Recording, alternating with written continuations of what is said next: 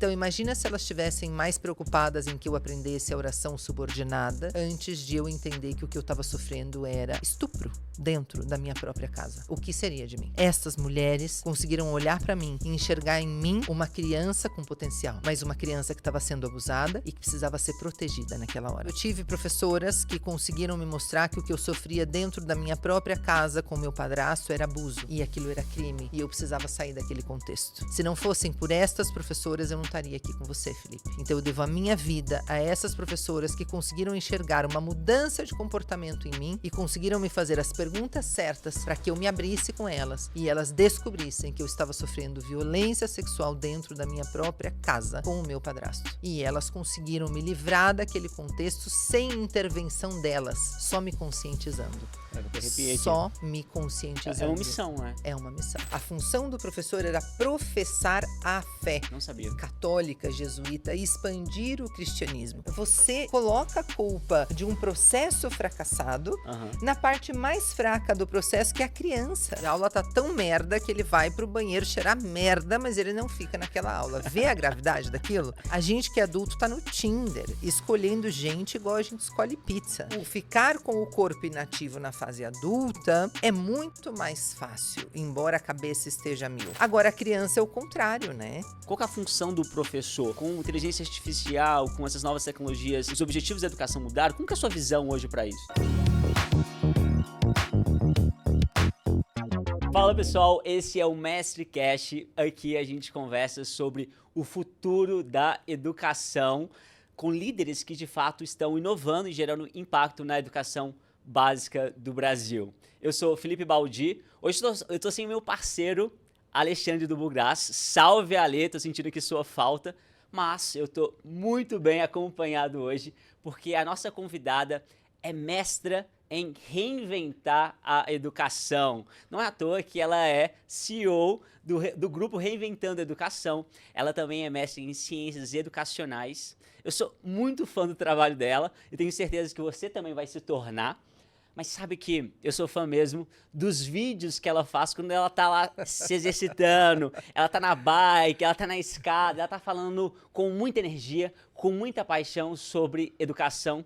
E aí foi de fato quando eu falei, eu preciso conversar com essa pessoa, eu mandei mensagem pra ela, ela topou e hoje eu tô conhecendo ela pessoalmente e você vai aprender muito também com ela. A nossa mestra de hoje é a Irene Reis. Obrigada, Felipe. Gratidão imensa de estar aqui com você. Obrigada por essa oportunidade. Ale, melhoras, venha para cá com a gente já já. Que bom que a gente pode estar junto e que bom ter um jovem apaixonado por educação. Isso é o que mais me motiva. Então, obrigada por me motivar. Eu tô sentindo aqui uma responsabilidade muito grande, porque hoje é aniversário da Irene. Irene, a gente vai falar sobre isso daqui a pouquinho, mas vamos começar do começo, que é por que é importante reinventar a educação? Reinventar a educação é o único caminho possível para a metamorfose da humanidade. E esse é um pensamento do nosso querido jovem de 103 anos de idade, o Edgar Morin. Tive a honra e o orgulho, esse é um dos legados do meu trabalho, uma das oportunidades e privilégios de ter o trabalho que eu tenho, de poder traduzir Edgar Morin e ser aluna dele por um ano em meio a essa tradução, né? Reinventar a educação passa por a gente honrar todo o legado de uma ancestralidade educadora, porque se não tivéssemos sido educados não estaríamos aqui, mas de a gente o tempo todo, enquanto aprende, a gente poder questionar se isso pode ser aprendido de outra maneira e para que serve isso que a gente está aprendendo. Reinventar a educação é sobre a gente se recolocar no mundo, não como figuras autocentradas que estão fazendo tudo por si e para si, mas como figuras importantes dentro de um trabalho colaborativo e necessariamente comunitário, né? A gente caminha para a nossa própria extinção, como diz o nosso querido professor Nicoleles, neurocientista brasileiro, famoso no mundo inteiro, mas a gente pode evitar a nossa extinção como espécie se a gente aprender a se cuidar melhor e se a gente aprender a cuidar melhor do outro e se a gente, por fim, aprender a conviver de maneira mais compassiva e amorosa. Então, reinventar a educação Passa por tudo isso, Felipe. Não é uma estratégia marqueteira, não é uma modinha, é um estilo de vida necessário e urgente para que a gente possa estar aqui como espécie. E cada vez que você me perguntar, em um dia diferente, o que que é reinventar a educação, eu vou te dar uma resposta diferente, provavelmente. Por quê? Porque é isso que se espera da gente, que todo dia a gente seja diferente. Se reinventar é a gente ter essa capacidade de ser diferente todo dia, sabe? E gostar disso. Então a gente aprendeu a se adaptar a um cenário novo sem sofrimento, mas adquirindo novas habilidades. Tem gente que confunde um pouco se adaptar com se acomodar. E são coisas muito diferentes. Por isso a gente preza pelo reinventar, porque o reinventar é isso. Eu me adapto, mas sem acomodação, e sim com aprendizagem de novas habilidades. As habilidades que você, jovem, tem que ter, provavelmente os teus pais não precisaram ter na época deles. Né? Entre nós dois aqui há uma diferença muito grande de idade. Então, obviamente, coisas que eu aprendi, você aprendeu muito antes de mim. A sua geração fala agora muito mais de emoções do que a minha falava. Então, você entende muito mais disso do que eu. Você já é uma pessoa, um empresário, falando sobre educação financeira, coisa que eu, aos 46, hoje, recém-cumpridos, aos 46 ainda preciso aprender, ainda sinto que é o meu ponto de debilidade na minha existência, entender mais sobre a energia e a força do dinheiro e a importância que ele tem nas nossas vidas e como administrá-lo melhor. Você sabe disso muito mais do que eu. E eu, aos 46, olhar para você tão mais jovem do que eu e admitir isso, é parte da minha educação e é parte desses momentos atuais. Entender que, se bem a gente pode trocar, se bem você pode aprender muito comigo, a gente pode e deve trocar, porque tem muita coisa que você sabe muito mais do que eu. E essa convivência, essa troca, faz a gente se reinventar como indivíduo e como espécie. Irene, eu trabalho com educação há mais de 10 anos e às vezes eu me surpreendo pelo fato de os próprios educadores, na minha cabeça, eles deveriam ser os primeiros aprendizes. E por que eles, ou nós, temos tanta dificuldade em aprender, em desaprender e aprender? Qual que é essa resistência, principalmente com educadores e professores? É uma classe que a gente precisa, de fato, reinventar, e esse é o nosso esforço. Essa reinvenção da educação precisa começar necessariamente pelo cuidado com o educador e principalmente com o educador de sala de aula. Vê que eu estou evitando a palavra professor, e é de propósito. Por quê? Por quê? A palavra professor, ela vem de profissão de fé. Os primeiros professores que nós tivemos, por exemplo, aqui no Brasil, foram pessoas que estavam fortemente vinculados à igreja, à religião, com a sua profissão de fé. A função do professor era professar a fé. Não sabia. Católica, jesuíta, e expandir o cristianismo. Então, veja só, esse professor não era, de fato, um profissional aleatório, mas era um profissional construído para ensinar. Ensinar no sentido de marcar o outro com a religião católica. Então, a nossa educação, ela hoje, por lei, é laica. Mas quanto de laico tem a nossa educação e o quanto a religião ainda está permeando o dia a dia do educador? Né? E quando a gente pensa nesse lugar histórico da educação, a gente consegue entender a diferença entre ser educador e professor. Né? Esse professor, como profissão de fé, ele não era pago, ele não tinha um salário remunerado, ele estava às ordens da igreja. Você vê que o padre, ele não acumula capital, né? Ele está às ordens da igreja, ele não pode nem casar, inclusive, por isso, né? Porque o capital é da igreja, fica em posse da igreja, né? Então, esses nossos primeiros professores eram esses padres jesuítas que chegaram aqui no Brasil com o objetivo claro de catequizar, de marcar o outro com o cristianismo. Perceba isso.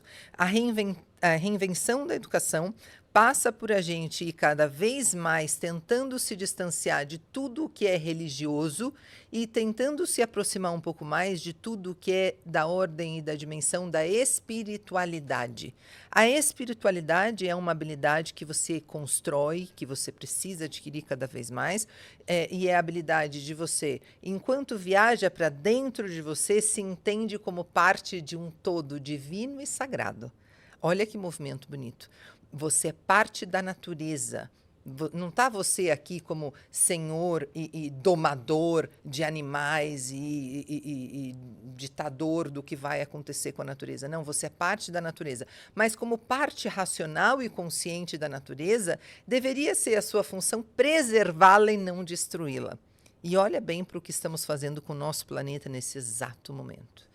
Né? Então, estamos desperdiçando essa nossa capacidade. Então, essa nossa classe de professores, como a raiz dela era professar a fé, ela está muito, essa classe de professores ainda está muito condicionada a, primeiro, religião, ainda não é vista como uma profissão que precisa ser muito bem remunerada em razão da sua dedicação aos estudos, né? Ainda não é vista como uma profissão que precisa dominar um assunto de essencial importância, que é como o humano funciona. Isso eles não aprendem na faculdade? Não se aprende na faculdade. Neurociência, por exemplo, que é como... Veja, você é um professor, você foi construído para ensinar algo a alguém. Uhum. Só que, para você ensinar algo, você precisa pressupor que esse alguém vai aprender algo. Ali está o meu cérebro se conectando com o seu. E como é que a gente, nesse movimento de o meu cérebro se conectar com o seu, não sabe justamente sobre cérebro? Vê se faz sentido. Então, a neurociência é sobre como o nosso cérebro funciona. Por que isso ainda não é matéria de faculdade? Há muitas faculdades e muitas licenciaturas que agora estão pensando em fazer reforma de suas grades curriculares, olha os nomes, grades curriculares, e inserir conhecimentos neurocientíficos. Mas neurociência, hoje os professores aprendem em pós-graduações, em cursos livres, como os que nós oferecemos aqui na Reinventando a Educação, nós também temos curso de extensão pelo MEC, então já não é mais livre, é também certificado pelo MEC, em que ensinamos sobre neurociência, mas são cursos em nível de pós-graduação. Na graduação, ainda não são cursos vistos. E são conteúdos importantes para o professor. Quando o professor aprende sobre neurociência, sobre como o nosso cérebro funciona, ele aprende não só sobre ensinar, mas sobre aprender. Por muito tempo e ainda agora, as graduações vinculadas à formação do professor, as licenciaturas, elas estiveram focadas em como ensinar. Sim. Sem se importar muito se aquilo que se está ensinando está sendo aprendido, percebe? Então, a gente precisa reinventar a educação também neste aspecto. A classe dos professores formada para ensinar não se preparou para aprender. Então, você sempre tem o lugar de eu sou quem ensino, você é quem aprende. O que o mundo está demandando hoje é que você que ensina também aprenda e que você que aprende também mostre que você pode ensinar. Por mais que você faça boas provas, tire boas notas, se você não aprender, por exemplo, sobre como você funciona, o tal do sucesso na vida não está garantido. Percebe? Irene, puxando isso um pouco do que você falou, eu acredito que às vezes responder perguntas mais básicas são muito difíceis. E como eu sou muito fã do seu trabalho, eu queria ter assim, da sua visão sobre qual tipo de educação que você acredita. Qual que é a função do professor? Com inteligência artificial, com essas novas tecnologias, os objetivos da educação mudaram? Como que é a sua visão hoje para isso? Radicalmente. Então, o primeiro objetivo era professar a fé. Ser professor é professar a fé, difundir e expandir a fé, o cristianismo e tal, principalmente aqui. Eu estou falando do nosso contexto brasileiro, né? Num começo de, digamos, civilização, em que não tínhamos acesso nenhum a tecnologias. Hoje ainda, estamos aqui gravando o nosso programa em 2025, hoje ainda há escolas públicas que não têm acesso à internet, não têm acesso a computadores. Aí põe internet, mas o computador que está lá não roda bem. A internet não funciona também. Uma internet que não funciona também. Então, assim, mas em linhas gerais, tendo acesso à internet, a gente tem uma ressignificação da função do professor como educador. Educador é, se a gente pensar na base dessa palavra também, ela vem de educere, que é conduzir de dentro para fora aquilo que você tem de melhor. Isso é educar. Olha, isso é educar. É conduzir de dentro para fora aquilo que você tem de melhor. Então, a minha função como educadora dos Isso dias é muito de bom, hoje... é conduzir de dentro para fora o que você tem de melhor. Isso é despertar potencial, eu acredito muito nesse poder da educação, sabe? Despertar potencial ali. Isso é fazer você florescer. Todo mundo tem um potencial. Não existe não ter potencial. Ah, mas eu não sirvo para nada. Nossa, eu sou péssimo em leitura, eu sou péssimo em matemática, eu sou péssimo em tudo. Não existe isso. Em alguma coisa você tem que ser bom. E aí, eu, como professor, vou te ajudar a descobrir no que você é bom. E eu vou fazer isso aqui em que você é bom florescer. Olha como a educação faz. Se você, não era o teu caso, bem o contrário, mas, por exemplo, você ia muito bem em matemática. Só que se você não fosse bem em matemática, você ia ficar de recuperação em matemática, né? Ué, você não foi bem, e aí eu te puno e te ponho para aprender 5, 6 horas a mais daquilo essa semana, para te dar uma outra prova que é mais do mesmo daquilo que você já tinha ido mal. E você vai continuar tendo aula com a mesma professora, que é justamente aquela com quem você já não havia aprendido nesses 2 primeiros meses de aula. Não é para rir? É para rir porque você fala, tá tudo muito doido, né? E tá tudo muito doido desde sempre. A culpa é sua. Percebe? Então, assim, você coloca a culpa de um processo fracassado na parte mais fraca do processo, que é a criança. E isso é de uma injustiça absurda. Aí você encontra adultos professores batendo o pezinho e dizendo, então tá, mais outra dizendo que é tudo culpa minha, eu sou professor e é tudo culpa minha. Eu já sou há 30 anos aqui, eu sei o que eu tô falando, né? Isso. Aí você percebe que esse professor tem uma criança ali que não foi curada, não foi cuidada, e que ele tá ali no momento da birra, sem assumir uma responsabilidade de adulto. E tem como mudar? Tem como mudar. Olha, Você tem casos assim que, tipo, o professor tinha uma cabeça muito fechada e construindo ele muito... vários. Ainda bem, vários. Porque é justamente sobre isso a nossa existência, a existência da Reinventando a Educação. A gente tem mentorados que, ao longo do processo de mentoria conosco, foi percebendo que, claro que você pode passar o resto da vida reclamando e amargurado pela tua profissão.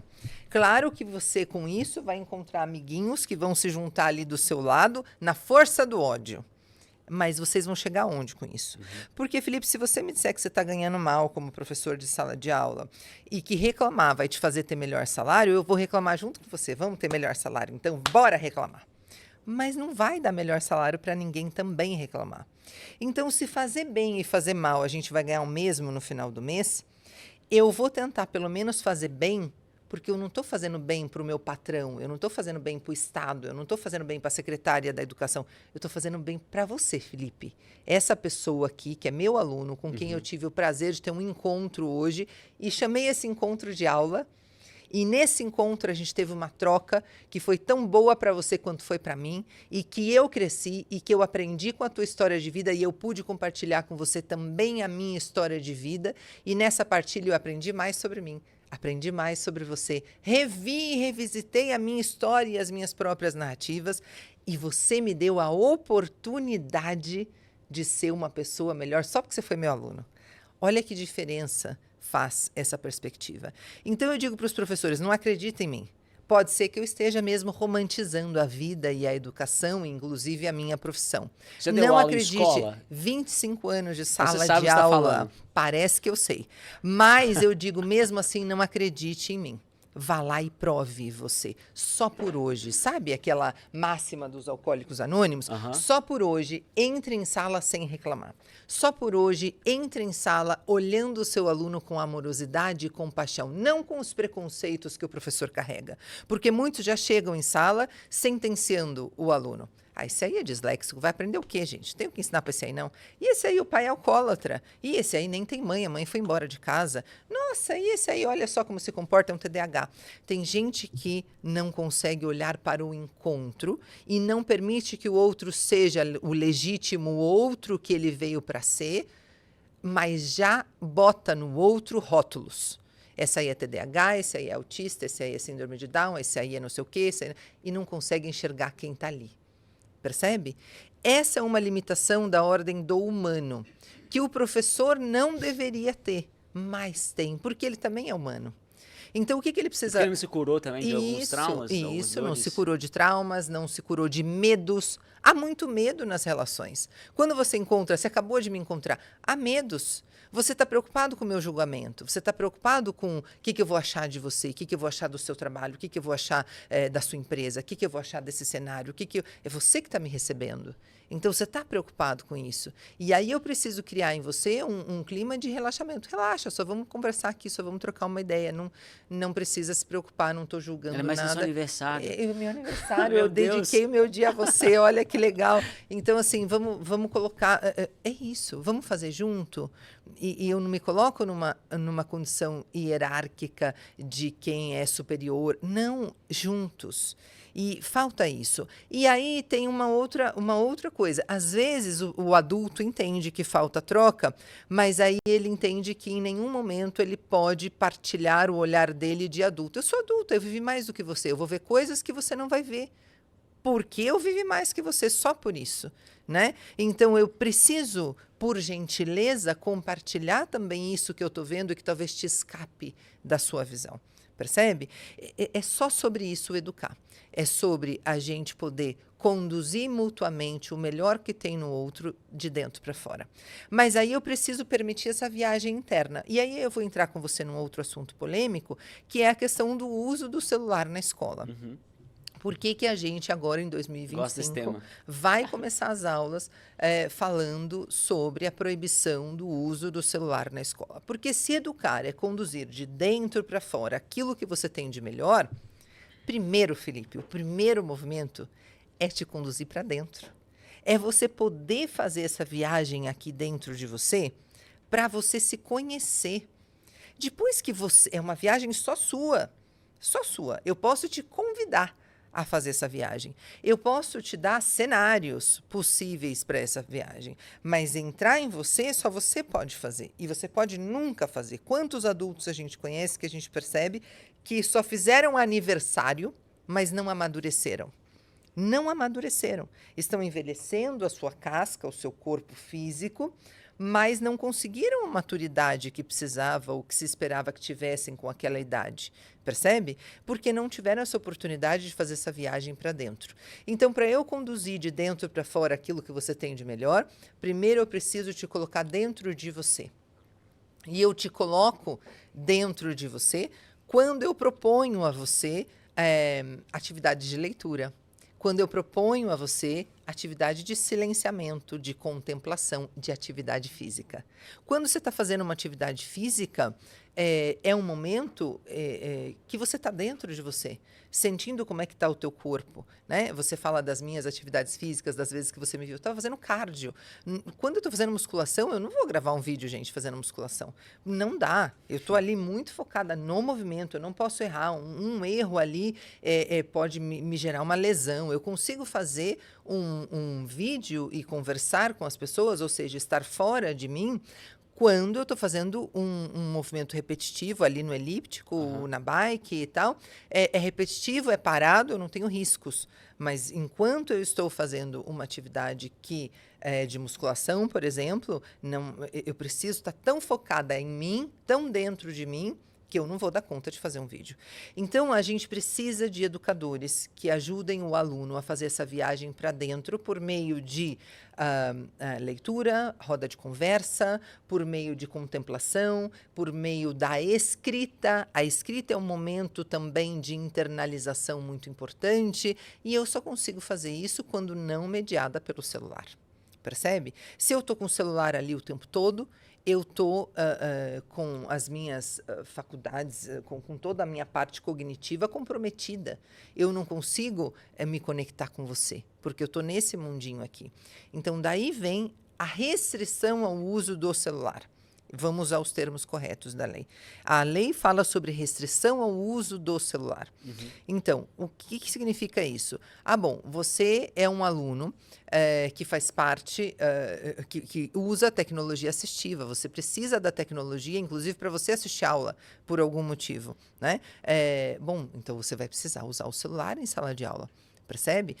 Você, por uma questão de segurança, vai levar o celular para a escola, porque a sua família precisa fazer contato com você quando você sair da escola. Você vai estar com o celular. Você só não vai usar o celular como aluno, como meu aluno, você não vai usar o celular na minha aula para fins não pedagógicos. Mas agora chegou a aula de educação financeira. Agora nós vamos abrir o aplicativo do Tangram.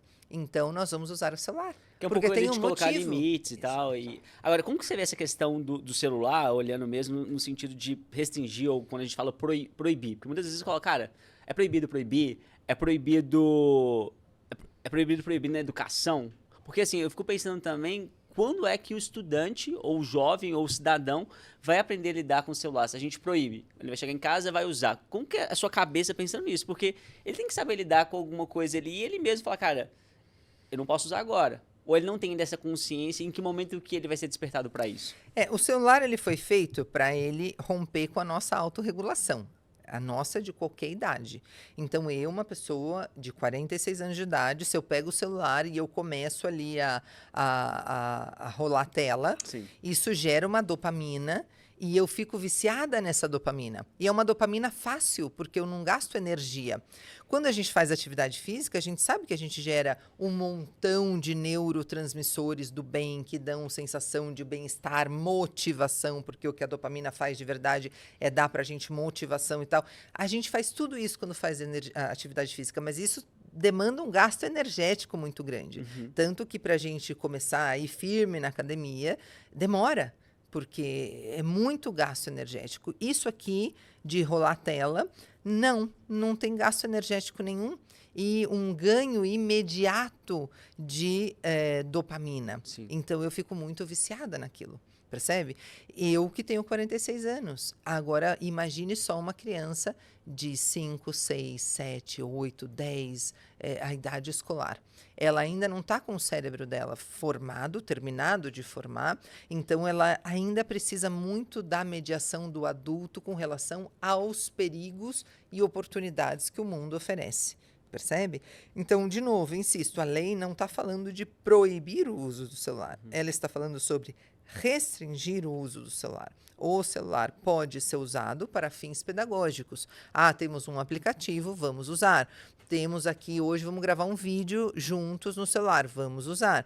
Então, a ideia é que a escola não se reduza a proibir o uso do celular, mas permita que o celular seja ressignificado na mão do aluno. E você acha que isso vai acontecer de fato? Eu tenho um certo receio. Eu tenho um certo receio da escola começar a proibir geral. Isso.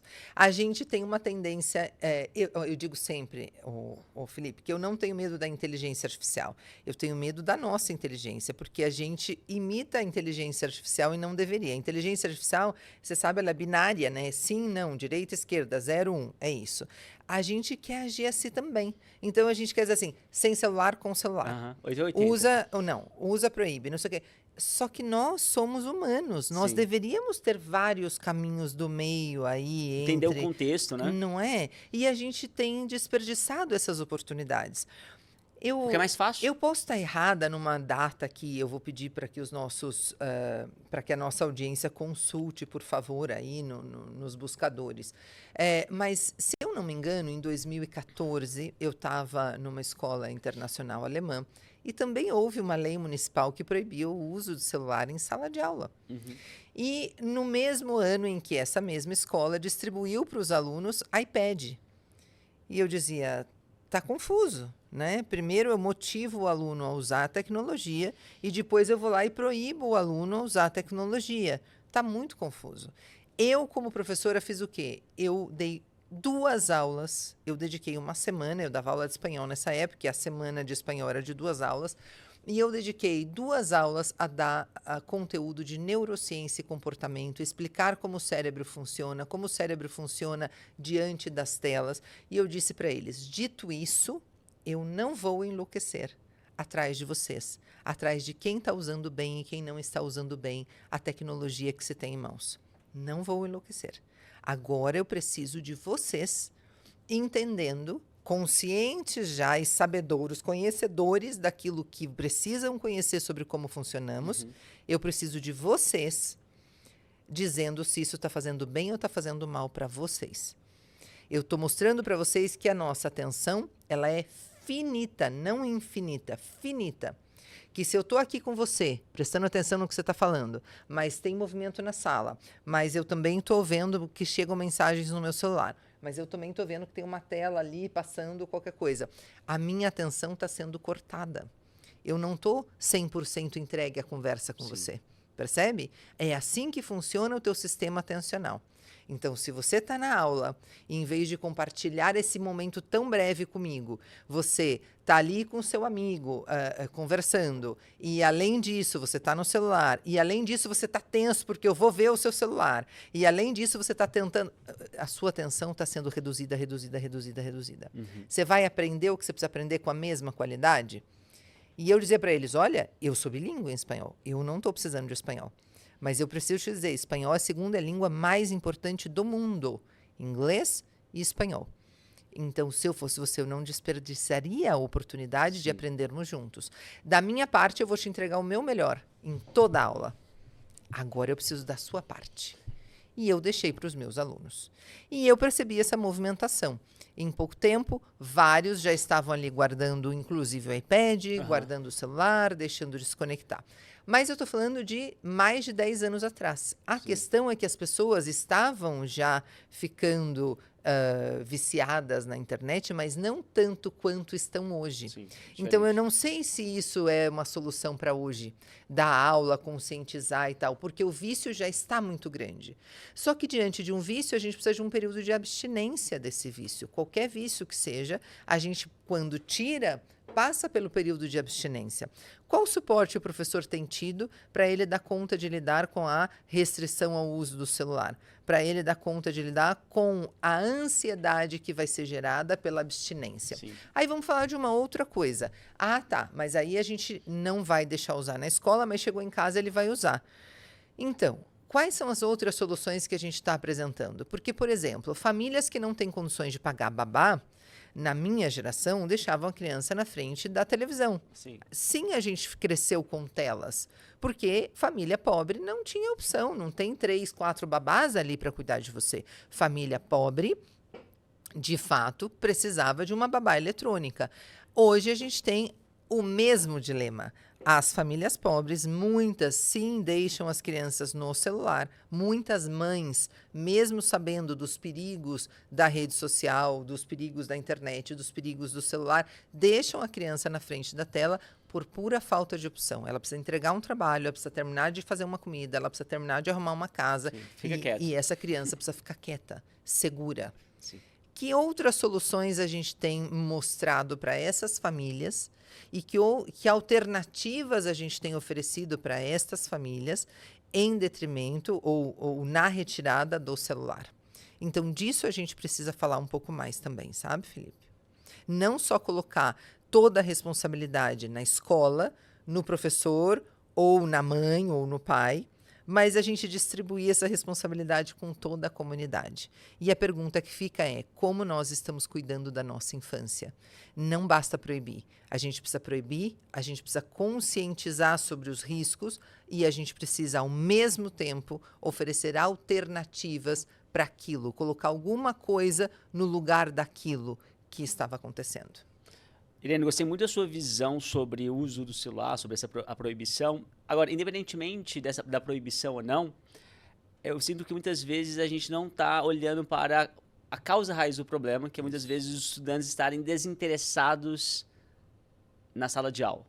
Na minha época da escola, os alunos iam para o banheiro para se esconder, ficavam lá no banheiro fedendo a urina para não participar da aula. Com o celular, essa situação piorou, porque aí fica muito mais fácil para eles. Eles poderiam ficar ainda dentro da sala de aula, mas não prestando atenção no que o professor está falando. Minha pergunta é: como criar uma aula boa, uma aula que os estudantes se interessam e que eles tenham ali vontade de aprender aquilo que o professor está falando? É que você é fino, você falou ir pro banheiro sentir cheiro de urina, né? Mas aí a gente pode fazer essa analogia com muita facilidade. A aula tá tão merda que ele vai pro banheiro cheirar merda, mas ele não fica naquela aula. Vê a gravidade daquilo? A gente, como professor, tem que se questionar. Eu não deixo meu aluno pro banheiro. Gente, ela é incrível. Ela falou assim: eu vou falar mesmo disso, fala. É isso, assim, a gente precisa entender se a aula tá merda, ele vai evadir para o celular. Agora bem, também vamos colocar ali, né, as coisas onde precisam estar. A aula, às vezes, para o aluno é merda porque ele está viciado no estímulo da internet. A aula não vai oferecer para ele essa coisa rápida da dopamina que o digital oferece. Sim.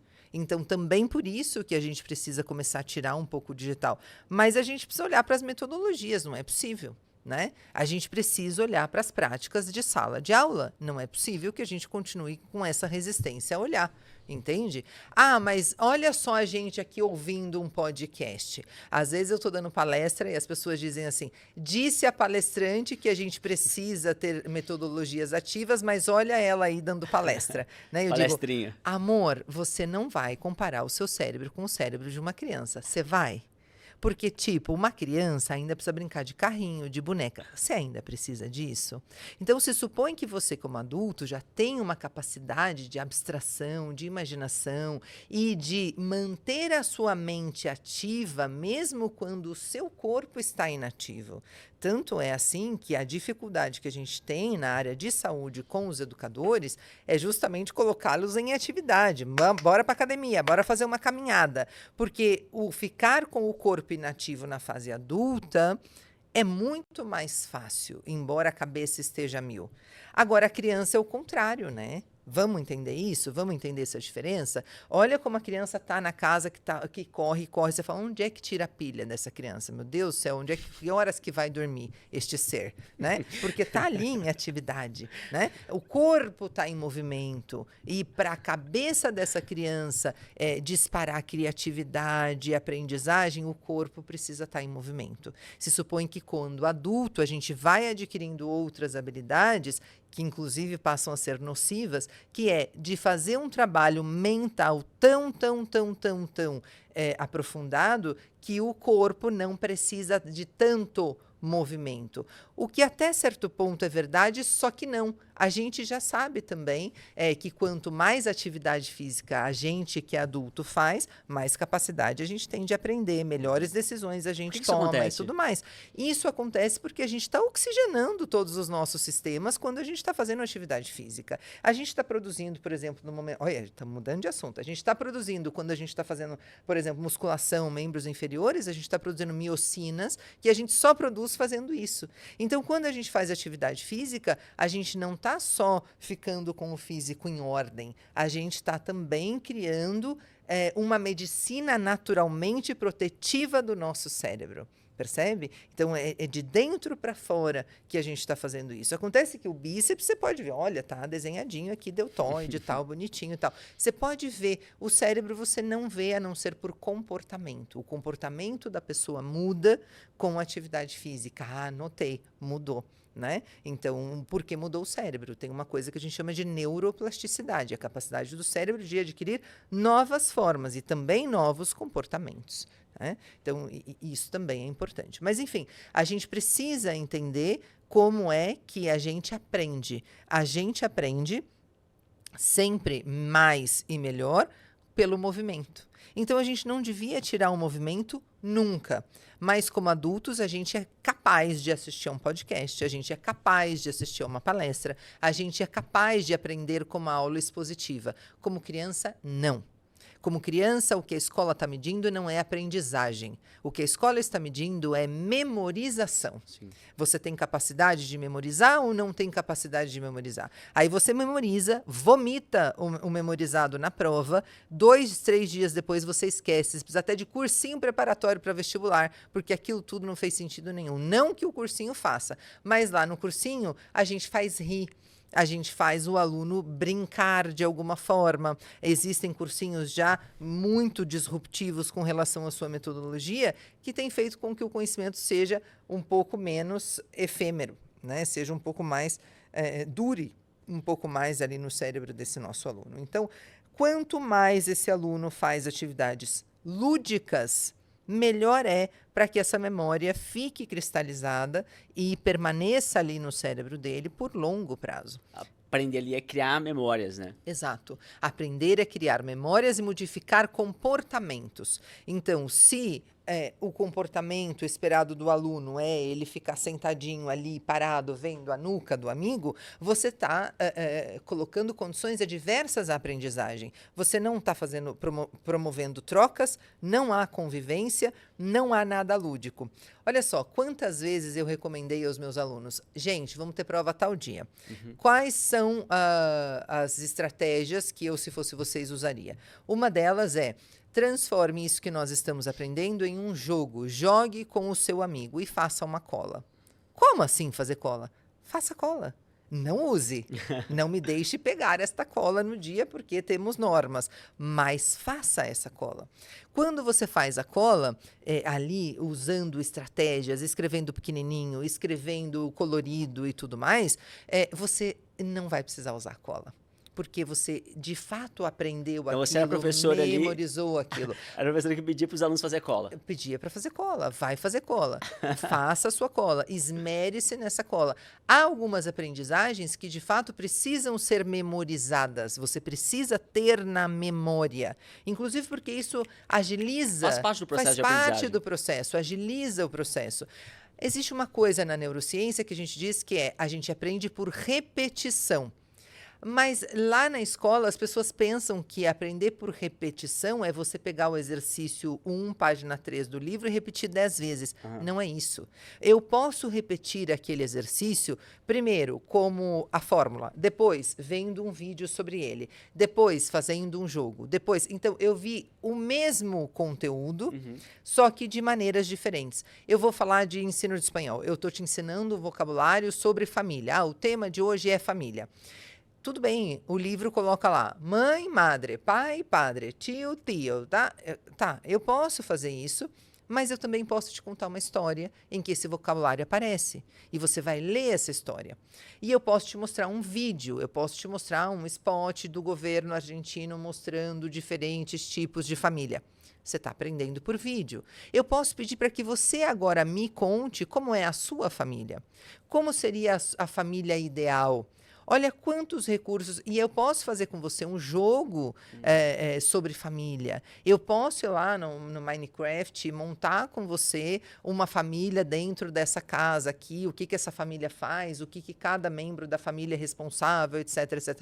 Olha quantas coisas diferentes eu posso fazer para eu ensinar para você vocabulário de família. Quando você fala de estudante criar uma cola, nada mais que você está falando é dele criar alguma coisa. Criar. Porque exato. muitas vezes ele não tem o poder ali de sintetizar aquele conhecimento que ele adquiriu. Exato. E quando ele está colocando a cola ali, está de alguma forma ali diminuindo palavras, cortando, contextualizando um pouco mais. Isso. E por que a gente diz que essa educação transmissível é passiva na infância e na adolescência? Porque não tem essa atividade mental. O professor, ele precisa reconhecer quantas vezes eu estava ali numa aula expositiva, o aluno estava me olhando aqui, eu mudei de lado, eu fui, voltei, eu fui para o fim, ele continua ali, ó. Porque o cérebro dele nem está funcionando, está em outra parte. Eu preciso ter essa sacada e mudar a estratégia da minha aula, percebendo que ela está entediante. O adulto consegue. Mesmo assim com riscos, mas o adulto consegue, ele tem já essas habilidades de continuar, como eu disse, conectando com os saberes que ele já tem, mas a criança precisa ser ensinada a fazer isso. Então eu preciso perguntar, o que disso que você sabe fez sentido para você? Eu tenho uma frase que eu repito sempre, faz sentido? Como que é isso para você? Faz sentido? Eu repito, insisto, faz sentido? Esse meu faz sentido está te obrigando a conectar, a refletir, a conectar com os saberes que você tem. Percebe? Só que você é adulto, você consegue fazer isso. A criança, ela também consegue com outras estratégias. Com jogo, com desenho, com troca, dá pra gente fazer isso hoje. Eu não sei lidar com a tecnologia, então eu peço pro meu aluno fazer.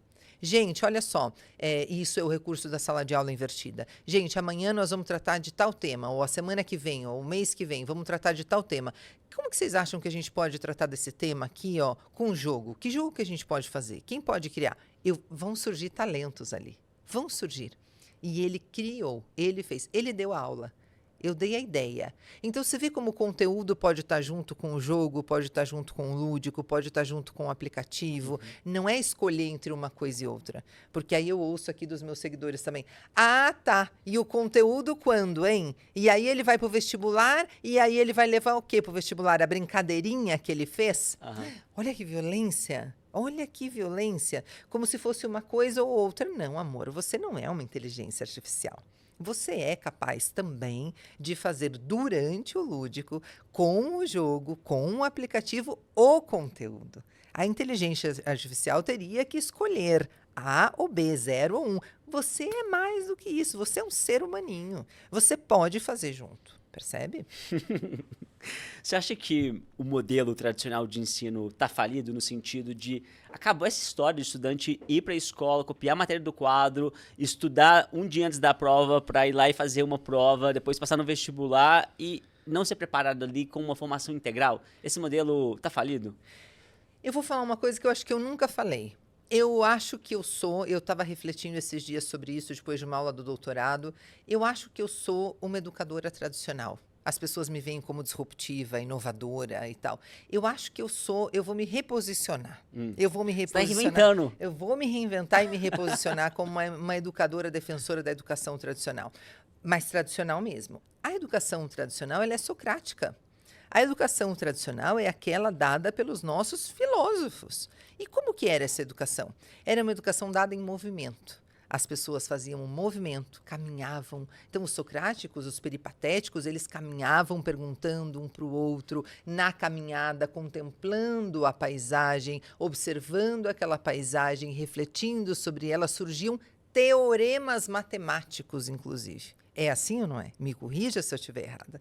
Então, a matemática está absolutamente vinculada muito a filosofia, com a filosofia. Né? Exatamente. E com esses clubes de nerds, esses clubes de estudantes, questionadores de absolutamente tudo o que estavam vivendo e vendo o tempo todo. Essa é a educação tradicional. Essa é a educação tradicional. Essa educação que você acredita? Ah, eu acredito nessa educação. Do movimento, do questionamento, da troca, da reflexão, do debate, mas a gente do clube vai do debate. Isso ao longo do tempo. Só que a gente perdeu isso para instaurar o professor, a profissão de fé. Então, aquilo de que a gente ainda precisa não é destruir a educação tradicional. Não, é voltar a ela, mas a ela lá dos sofistas, é ela lá da filosofia. Aquela educação a gente precisa voltar e a gente precisa ir rompendo, pelo menos aos poucos, tendo a coragem de romper com essa educação voltada para a profissão de fé, para professar a fé. Com essa educação a gente precisa romper e a gente precisa se colocar também em campo como educadores, no sentido de a gente se assumir como desenvolvedores humanos. Legal. Então, você tem aí na sua equipe os desenvolvedores de aplicativos, desenvolvedores de software, os desenvolvedores de programas. Eu e você que somos educadores, nós somos desenvolvedores humanos. Nós desenvolvemos o software mais avançado e capaz e potente do universo, que é o ser humano. Só que para nós desenvolvermos seres humanos, cada vez mais nós precisamos entender como é que seres humanos funcionam e fazer eles funcionarem melhor. E olha a boniteza disso, que enquanto eu faço você, meu aluno, funcionar melhor, eu funciono melhor também. Porque aquilo que vai fazer você funcionar melhor também faz aqui, também permite que eu funcione melhor. Sim. Por isso que eu estou em campo como alguém que ensina, mas também como alguém que aprende o tempo todo coisas novas e não tem medo de se reinventar após esse aprendizado. A aprendizagem como processo, ela não tem ponto final. É aprendizagem, é processo. Ela é sempre contínua. Percebe? E eu só sei que houve aprendizagem quando eu percebo que houve mudança de comportamento. Que é um pouco do que a gente estava conversando, né? Quando eu falo sobre educação financeira no aplicativo da Tangram, ele poderia não fazer nada com o conhecimento dele. Eu não quero isso, eu quero que ele mude de comportamento. Exato. Se eu só chego lá e ensino as operações básicas, o conhecimento das operações básicas é um conhecimento capaz de modificar comportamento? Talvez não. Mas se eu dou educação financeira mostrando que com aquelas operações básicas e mais estas, e mais aquelas, e mais as outras, eu ajusto o meu comportamento, olha que bom, eu vou ter pessoas florescendo de outra maneira. Quando eu mostro para minha criança que ela de fato não precisa de um brinquedo novo, que ela está sendo convencida de que aquilo é uma necessidade, mas ela não precisa, e que se ela puder guardar aquele dinheiro, ou usar para comprar um livro, ou usar para comprar um curso, o dinheiro dela vai ser melhor aproveitado, eu estou mudando um comportamento. Um comportamento que está socialmente condicionado ao ter, e eu estou modificando esse comportamento para que ela seja mais, para que ela construa um novo ser a partir de tudo aquilo que ela aprendeu. Eu achei muito interessante porque agora você me respondeu de uma forma, não, ainda sou uma educadora ali que acredito muito no core ali da educação, dos objetivos da educação desde a época de Sócrates. E aí, ao mesmo tempo, no começo da conversa, eu te perguntei, agora com a inteligência artificial vai mudar o modelo? Depende muito da forma como que você olha e contextualiza isso, né? E aí, você falando também sobre agora os professores, deles serem esses profissionais da fé, me lembra muito ali uma figura de um pastor, de um padre, no sentido de eu tenho a informação e você precisa aprender comigo. Então, o professor muitas vezes tem esse papel ainda na sala de aula, que é uma postura que eu não acredito, que em alguns momentos ali faz sentido a palestra, faz sentido ter uma aula ali um pouco mais tradicional, mas por que também ali não olhar para outras estratégias, como, por exemplo, a gamificação, o lúdico que você falou, que o lúdico é muito no sentido de encantar, de despertar emoção. Fala isso um pouco pra gente, de como que você pensa ali numa aula diferenciada. Isso. Então, vamos só cuidar, né? Para as pessoas não terem a expectativa de que eu vou defender aqui uma educação que todo mundo está chamando de educação tradicional, que é educação enfileirada, conteudista e tal. Não, gente, ninguém vai me ver defendendo isso, tá? Então, a educação padece hoje de conteudite aguda, eu digo sempre. A conteudite aguda da educação é aquele desespero por dar conteúdo. Aula dada, aula estudada, eu preciso dar esse conteúdo, esse. Se o aluno vai aprender, importa menos. Eu preciso ensinar. Eu nunca vou defender essa educação. Eu nunca vou defender uma sala de aula enfileirada, exceto se você me disser que realmente este aqui é o objetivo pedagógico que justifica essa formação. Porque, em geral, dentro dos nossos objetivos pedagógicos precisa estar o aprender a conviver, o conviver de fato. Então, com toda essa tecnologia, eu preciso de um professor que aprenda sobre tecnologia, não tenha medo de tecnologia, que aprenda, inclusive, junto com o aluno a usar a tecnologia. Aqui no doutorado, no meu doutorado, agora em janeiro, nas aulas presenciais do meu doutorado, a gente aprendeu sobre otimização do ChatGPT, construção de prompt, engenharia de prompt. Olha que legal, engenharia de prompt. Já está velho. Ontem eu já estava vendo o aplicativo chinês, que não é ChatGPT. Veja bem. Então tá velho. Eu vou ter que sentar de novo com os meus professores para aprender aquela outra coisa que é. Mas descartou? Não, aquela habilidade que eu aprendi de construção de prompt, provavelmente eu vou levar também para esse novo aplicativo chinês e tal. Então, a gente não precisa ter medo de se colocar em campo como quem aprende, mas a gente precisa todo dia se dispor a aprender coisa nova. Aquele professor que ainda se coloca em campo como eu sei, você precisa aprender comigo, esse professor vai desaparecer. A gente não precisa mais deste tipo de professor. E é polêmico o que eu estou dizendo, eu sei. Não é simpático o que eu estou trazendo, também sei. Mas a gente não precisa.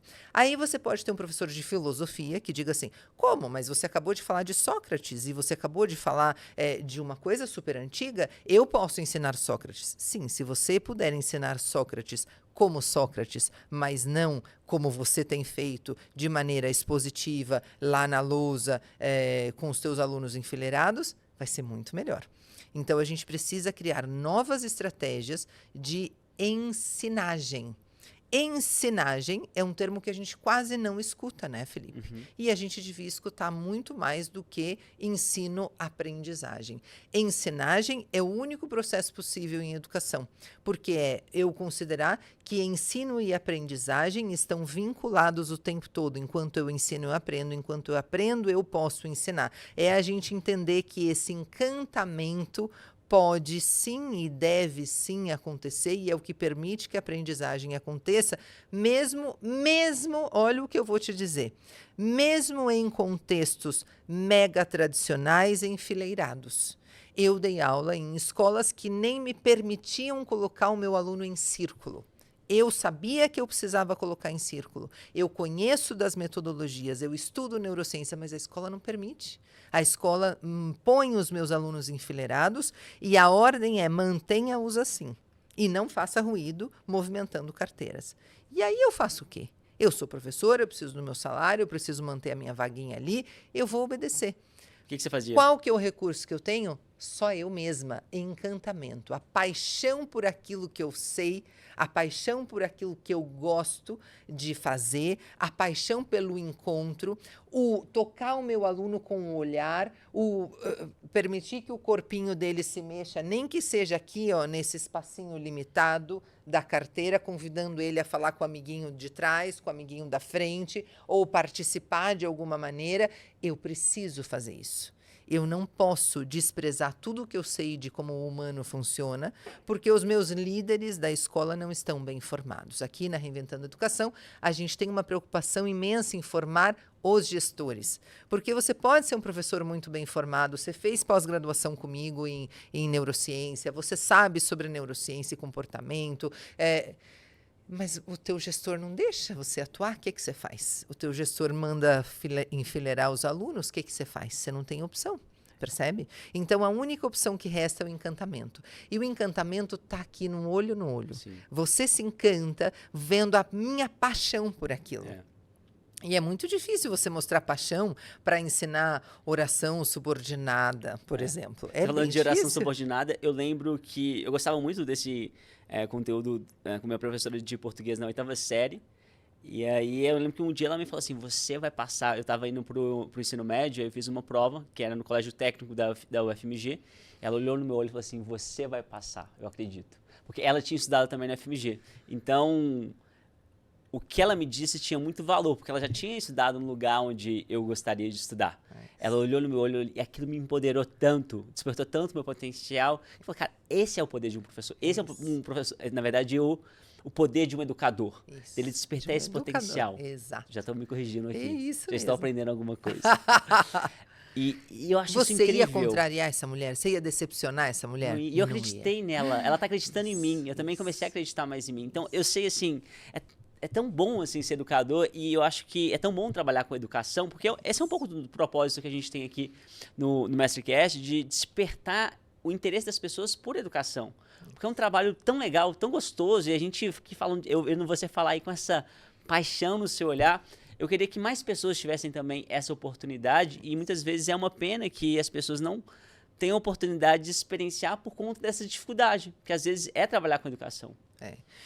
As dificuldades, enquanto a gente tenta superar as dificuldades em educação, quais sejam prédios de escola pública abandonados, à própria sorte, deteriorados, salários baixos, poucos benefícios para o profissional da educação. Enquanto a gente tenta fazer esse movimento, né, de superar os desafios da educação, estes mesmos desafios não podem ser barreiras para que os encontros aconteçam.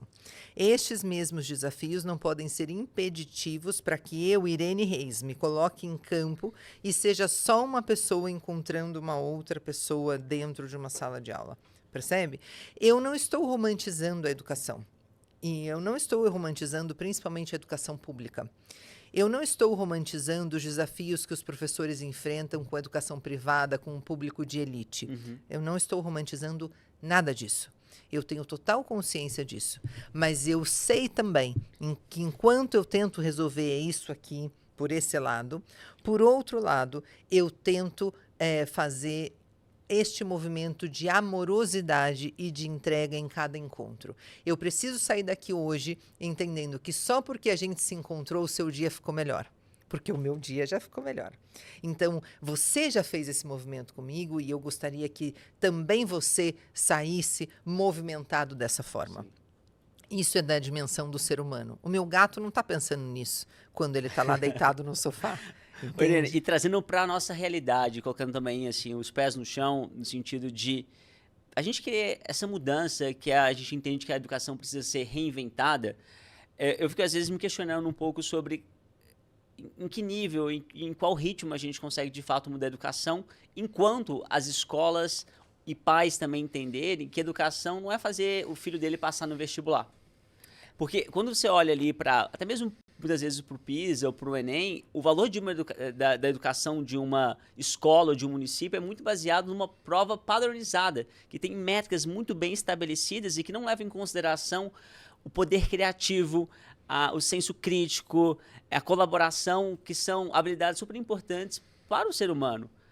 Você acha que enquanto a gente estiver olhando para esses rankings, a evolução na educação, né, o progresso que a gente vai dar, vai ser muito limitado?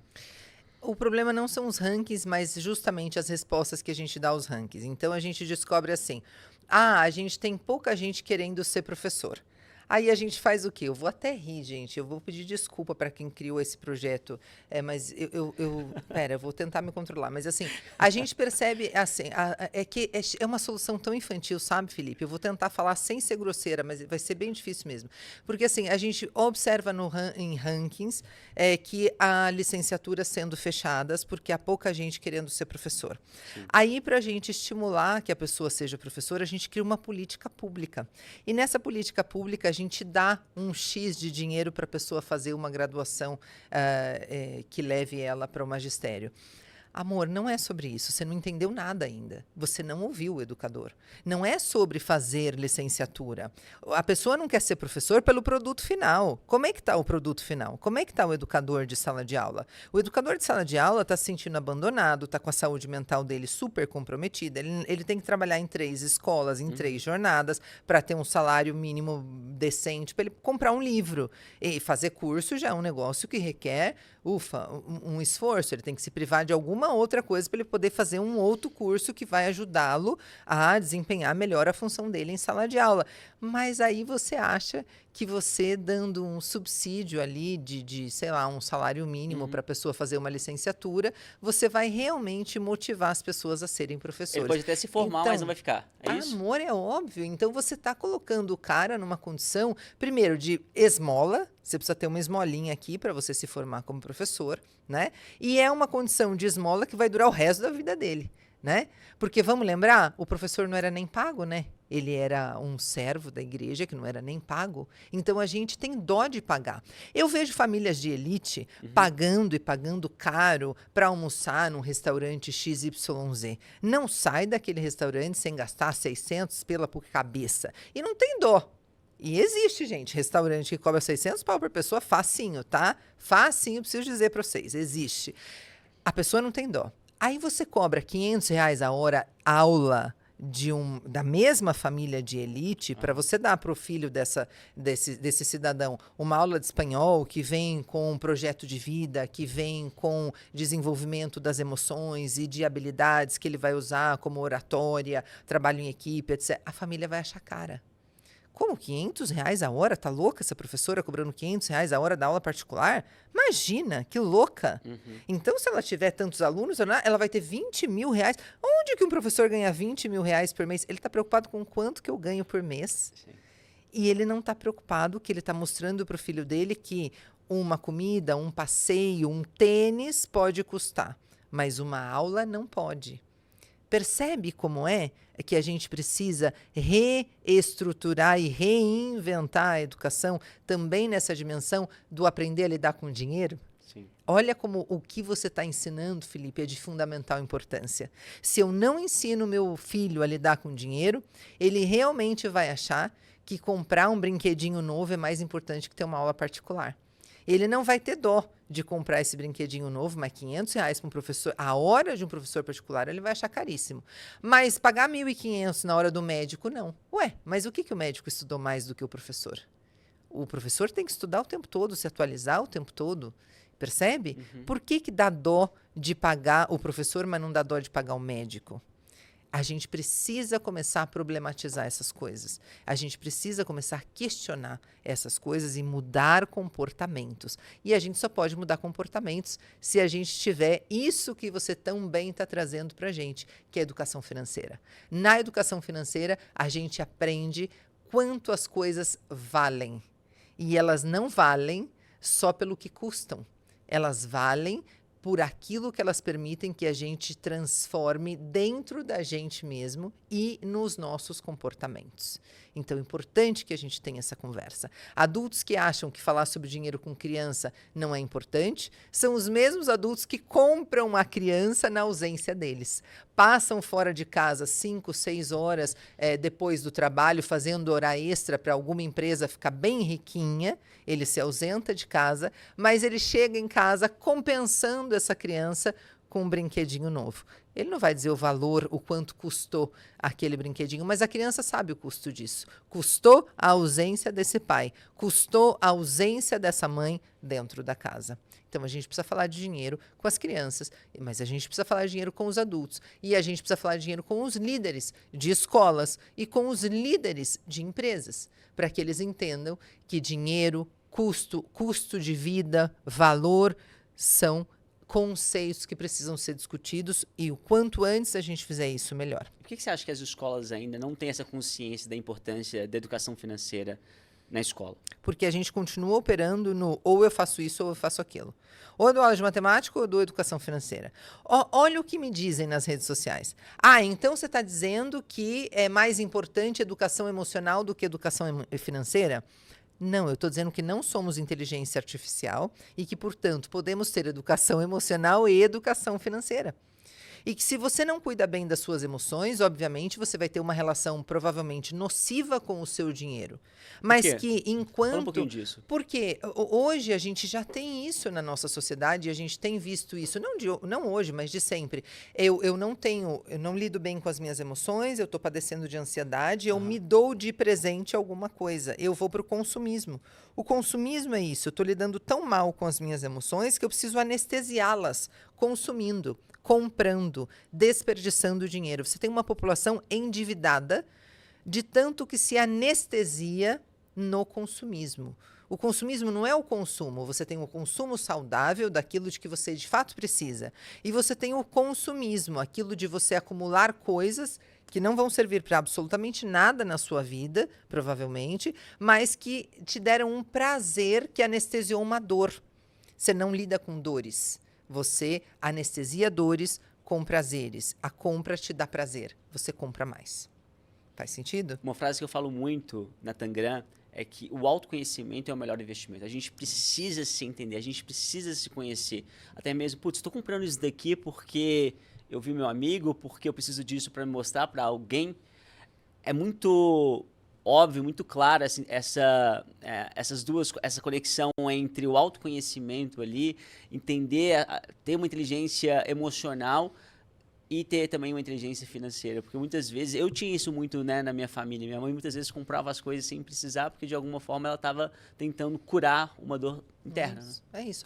E isso faz a gente até se alimentar mal, porque a gente começa a entender também que agora que a nossa família tem mais dinheiro, nós vamos comprar alimentos que nós não podíamos comprar antes. Uhum. E esses alimentos são os industrializados, os que não deveríamos comprar. Ah, sabe aquela bolacha recheada que a gente nunca pôde comprar? Então passa a ser o sucesso da família ter a bolacha recheada.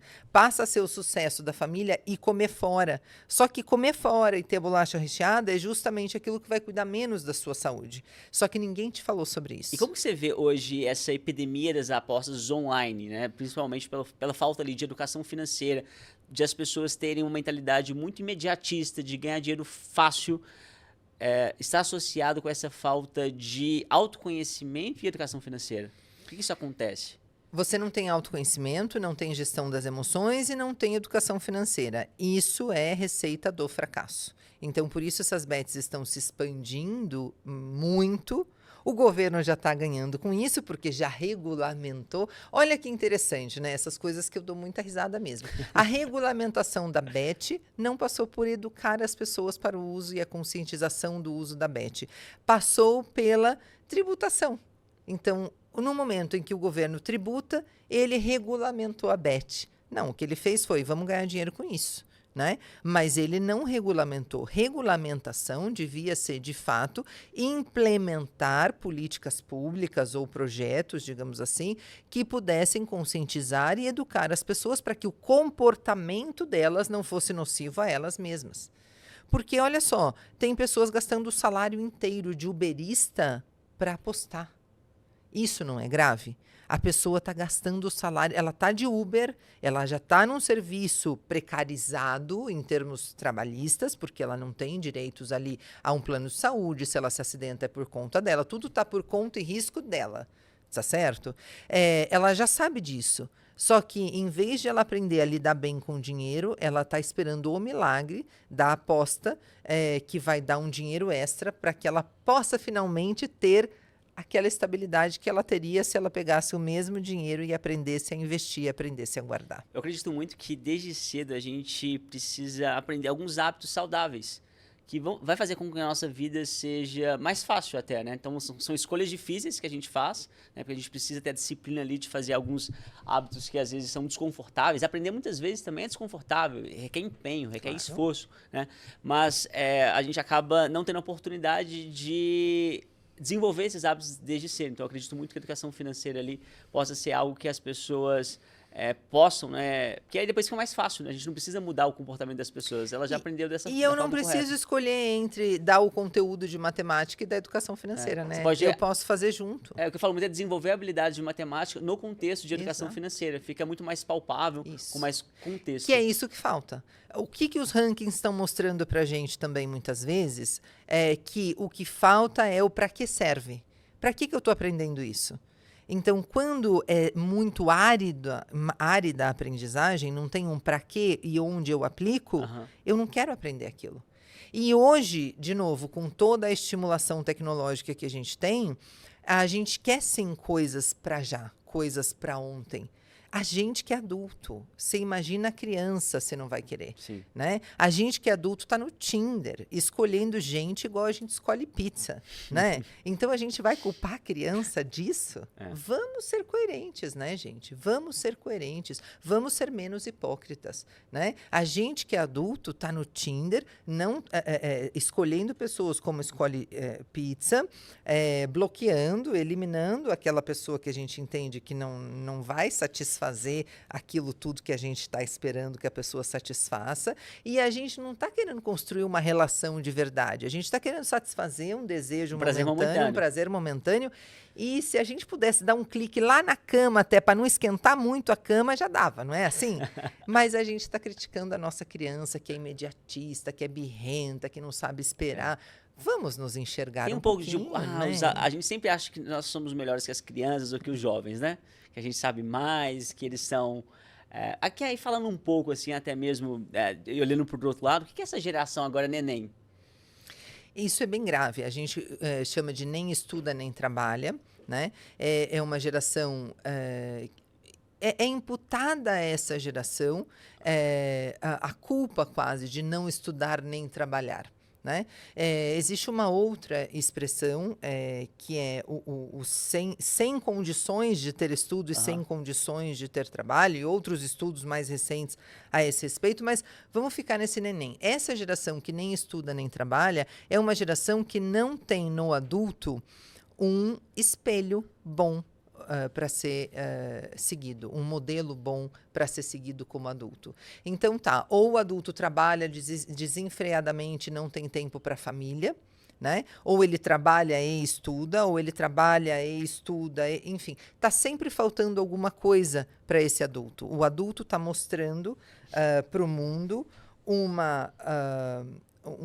manifestando no mundo uma maneira de ser da falta, da ordem da falta. Sempre está faltando alguma coisa. Se você está trabalhando muito, se dedicando muito ao estudo, você não tem um relacionamento. Você está infeliz porque você não tem um relacionamento. Se você tem um relacionamento, você pode estar sofrendo abusos porque você não está com tempo para olhar para esse relacionamento. Então, a criança, o adolescente olha e assim, é um mundo sem adultos. Existe um autor já...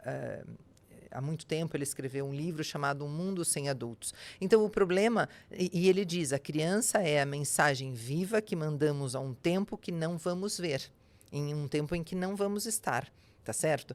Então assim, qual é a mensagem que a gente mandou, que eu mandei para você, eu que sou mais velha que você, qual é a mensagem que eu mandei para você que te trouxe para a educação? Olha só, foi mensagem boa, você virou educador. Ai, que bom! Né? Mas que mensagem, em geral, os educadores estão mandando para a juventude, em geral, que essa juventude não está querendo ser educador, mas também não está querendo ser empresário, mas também não está querendo ser nada, e também não está querendo estudar.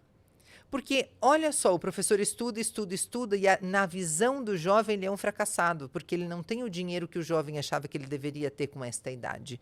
Os indicadores estão errados, a métrica está errada. A métrica de sucesso na vida está muito errada. E a gente não pode cair nesse engodo. Com 40 anos você precisa estar casado, você precisa ter tantos milhões na sua conta, você precisa ter filhos, você precisa... Não. Esse era o meu objetivo de vida. Então a gente precisa formar os nossos jovens para projetos de vida. Para que eles tenham projetos de vida. Essa é uma geração em que houve tantos indicadores e tantas métricas enfiadas ali na cabeça deles, nenhuma delas faz nenhum sentido para eles, então eles estão paralisados. Há muita dor nessa geração. Nessa paralisia, a falta de foco, a falta de paixão pelo que você vive. Olha, eu vejo brilho no olhar quando você fala do Tangram.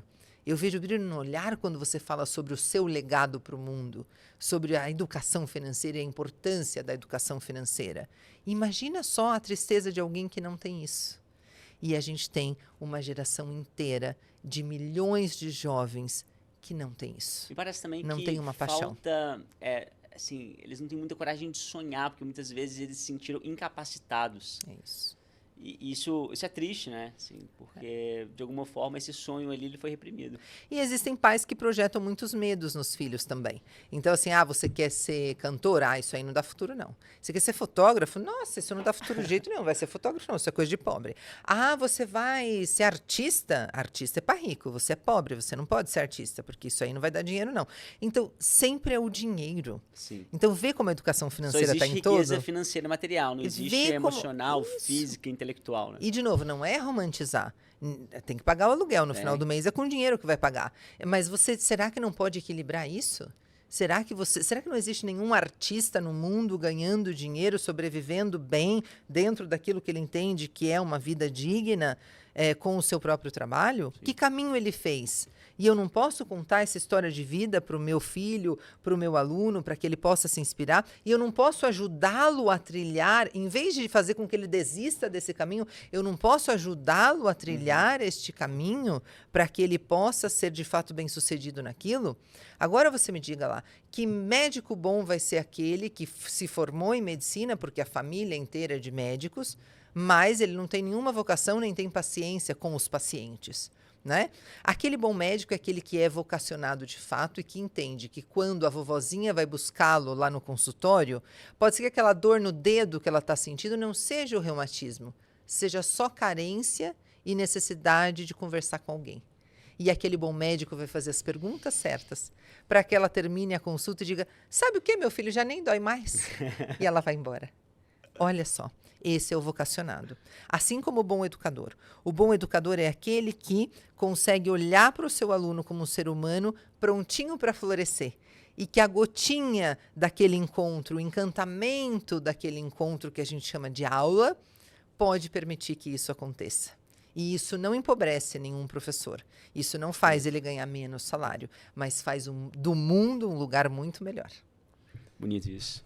Irene, eu queria saber o que você queria ser quando era criança e quando esse desejo em trabalhar na educação se tornou uma realidade. Por que isso aconteceu? Qual é o seu porquê ali de trabalhar com educação? Eu sempre quis ser educadora. Sempre pensei em ser professora de sala de aula, sempre pensei em ser educadora. As poucas vezes que eu pensei em ser alguma outra coisa, era sempre para ensinar aquela outra coisa. Então, por um breve momento, eu convivi com uns tios que eram da área de direito e eu pensei, quem sabe eu pudesse ser juíza, advogada, quem sabe eu ia dar aula na faculdade de direito. Eu me via dando aula na faculdade de direito, eu me via dando aula daquilo. Eu não me via dentro de um escritório estudando leis ou preparando peças de processos jurídicos. Não me via assim. Então, rapidamente eu descartei essa ideia. Por um breve momento, eu pensei em fazer psicologia.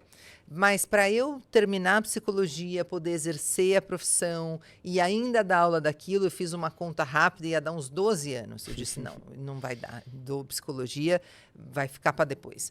Daí eu pensei em fazer pedagogia. E aí pensei, bom, fazer pedagogia, eu vou ter que esperar 5 anos para poder entrar em sala de aula, dar aula para criança, e depois vão me jogar para a gestão, eu vou sair da sala de aula. Não é pedagogia. Então eu entendi que o caminho mais curto para mim, para minha realidade, era letras. Porque eu já era falante de espanhol, eu aprendi espanhol pequenininha. Então eu entendi, sempre gostei de português, sempre fui muito boa leitora e muito boa escritora. Então eu entendi que era um caminho mais curto para eu também ganhar dinheiro, porque eu não tinha pai e mãe para me sustentar. Eu saí de casa muito nova, com 12 anos de idade eu saí da casa da minha mãe, fui morar com meu pai, morei com meu pai dos 12 aos 15, fui morar com uma tia até os 17, quando fui morar sozinha. Então, eu entendia que eu estava por minha conta.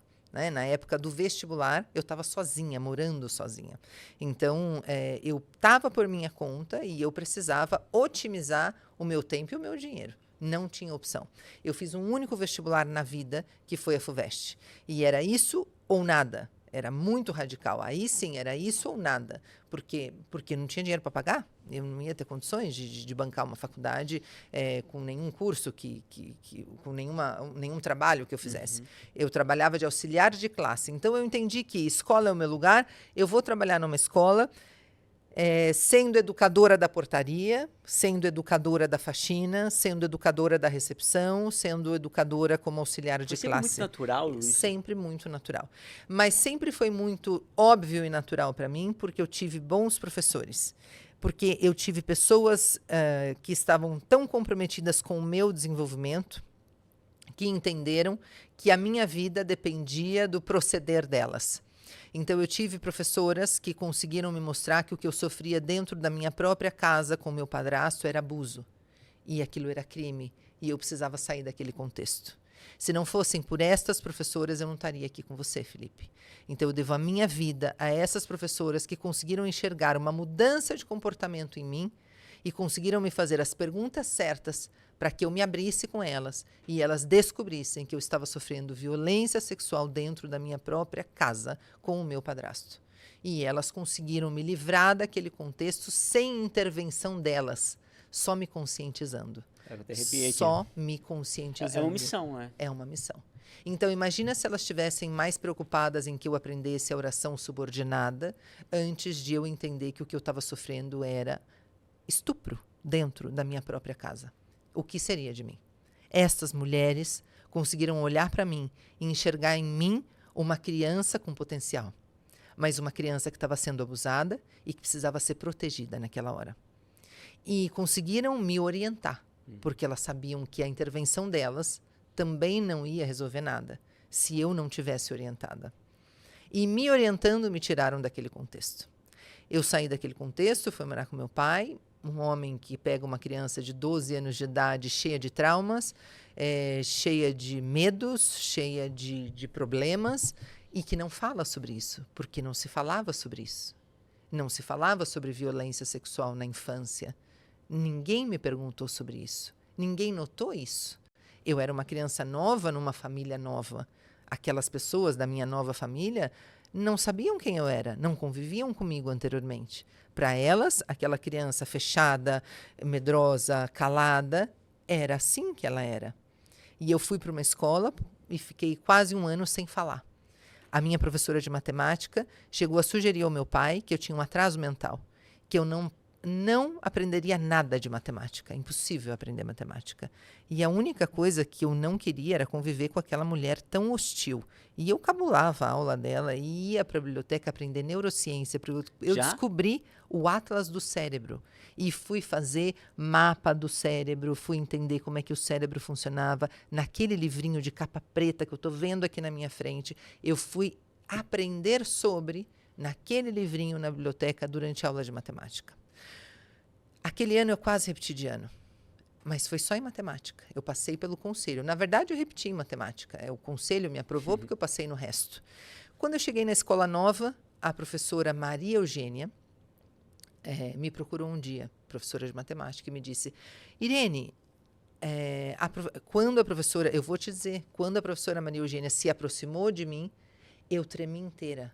Porque, de novo, veio o trauma. Ai, meu Deus, outra de matemática. Já devo ter feito alguma coisa errada. E Maria Eugênia, eu me lembro como era Maria Eugênia até hoje. Você veja quantos anos faz disso, já que eu estou fazendo 46 hoje. Eu vejo Maria Eugênia aqui na minha frente, como se fosse você aqui agora mesmo. E Maria Eugênia me diz assim: Irene, a professora de português me disse que você é muito boa de português, que você escreve muito bem, que você é a melhor aluna de português. Eu digo: sim, de português, sim. Eu adoro português, eu sou de humanas. Sou de humanas. Como é que a gente assimila um negócio desse tão pequenininho? Ela disse: então, mas eu queria te pedir um favor. Você me ajuda? Eu vou ensinar sistema métrico. Eu vou ensinar decimais. Eu vou ensinar a história do metro. E é uma história tão bonita. Quem sabe você não pudesse transformar essa história do metro em peça de teatro, em texto, não sei, alguma coisa que você pudesse fazer? Como que os nossos colegas, como que os outros alunos podem aprender melhor a história do metro fora da aula?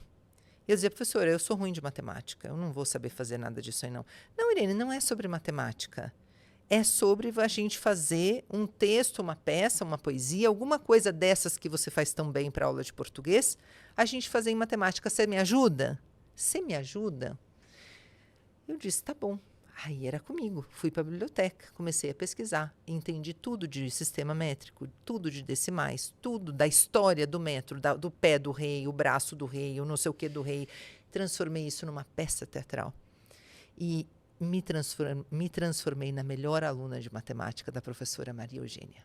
E a minha peça circulou pelos Sescs de São Paulo. Nossa, que demais. E a minha peça circulou pelos Sescs de São Paulo daquele ano.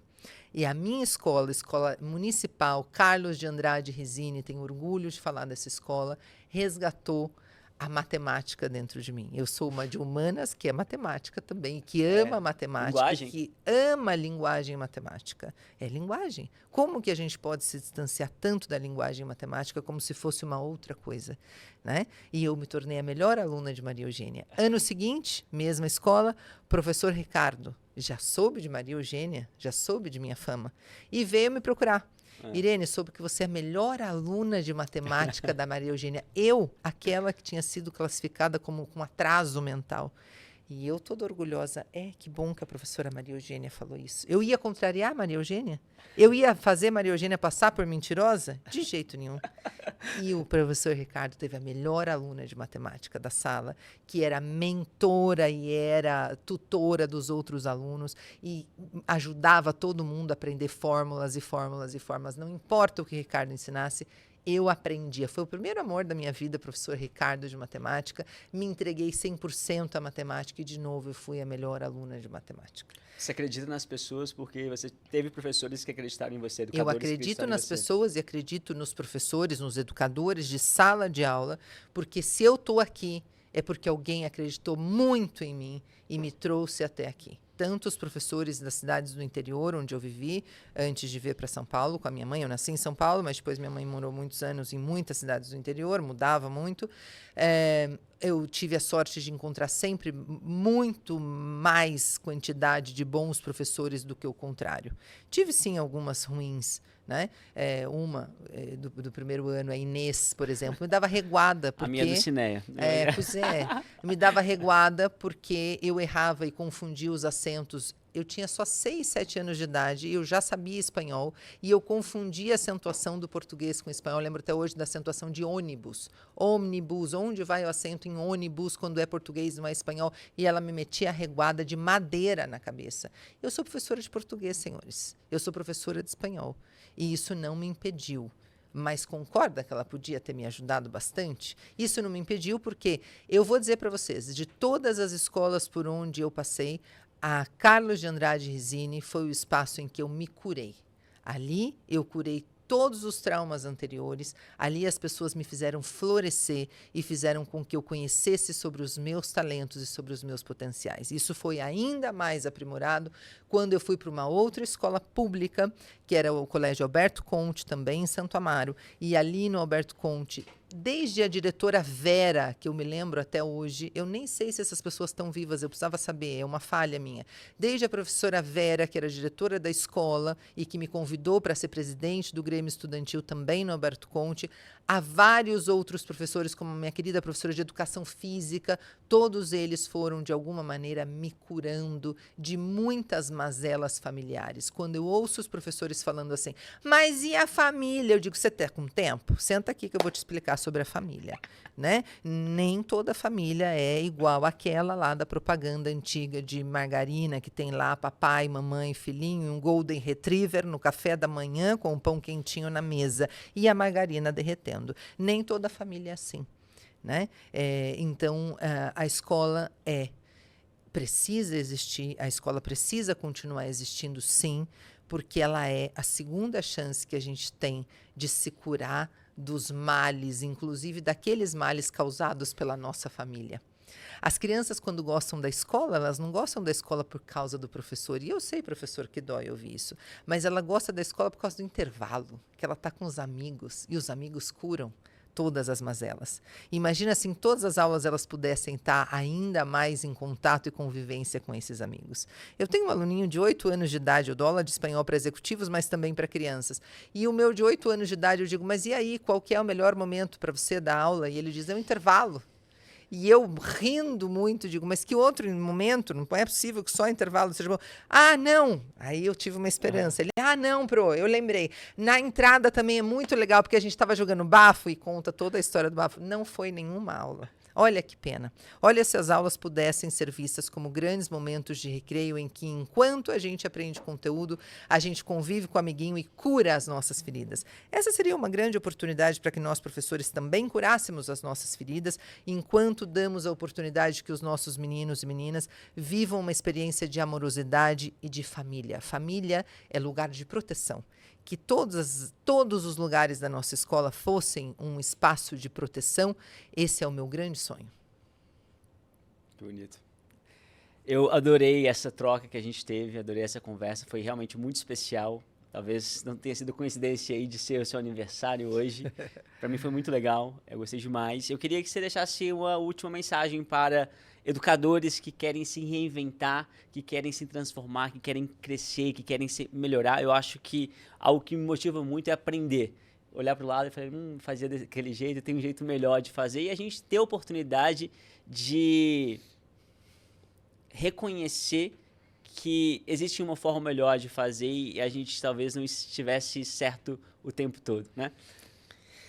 Você quer se reinventar? Reinventando é a sua casa, é o seu lugar. Você quer se reinventar? Reinventando a educação. O grupo Reinventando a Educação é a sua casa, é o seu lugar, é a sua oportunidade de aprender que tem um jeito melhor de fazer as coisas, como bem disse o Felipe. E não é o meu jeito, e não é o jeito do Felipe. É o nosso jeito, porque surge uma outra coisa nova quando a gente de fato se entrega e se permite conhecer um ao outro, né? Eu digo sempre na minha empresa, eu formei a Reinventando a Educação, era, em princípio, uma empresa de gestão feminina. E eu estava muito orgulhosa disso.